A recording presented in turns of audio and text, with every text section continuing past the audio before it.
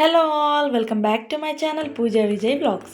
ఈరోజు నా వీడియోలో కరకరలాడే కారపూసలు ఎలా చేసుకోవాలో చూపించబోతున్నాను.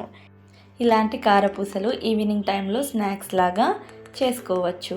ముందుగా ప్రాసెస్ చూసేద్దాం, వచ్చేయండి.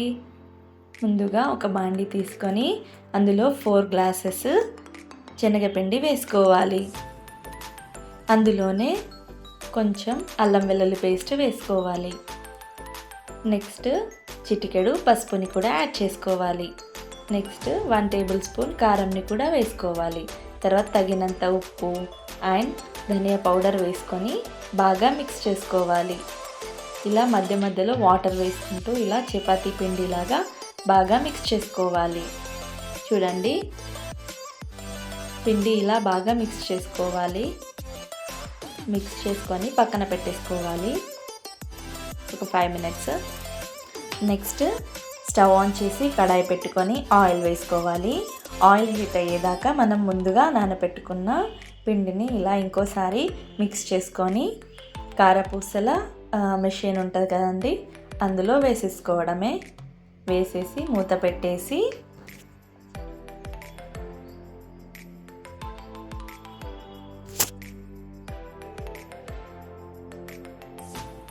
ఇలా మూత పెట్టిన తర్వాత ఆయిల్ బాగా హీట్ అయ్యాక అందులోకి కారపూసల్ని వేసుకోవడమే.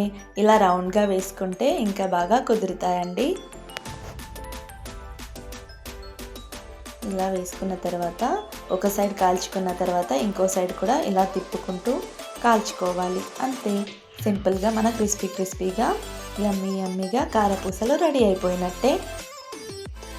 ఇంకోటి కూడా వేస్తున్నాను, చూసేయండి. ఇంతే, సింపుల్గా మన కారపూసలు రెడీ అయిపోయినట్టే. క్రిస్పీగా కరకరలాడే మన కారపూసలు రెడీ అయిపోయాయి.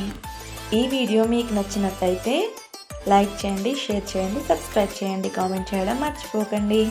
Bye guys.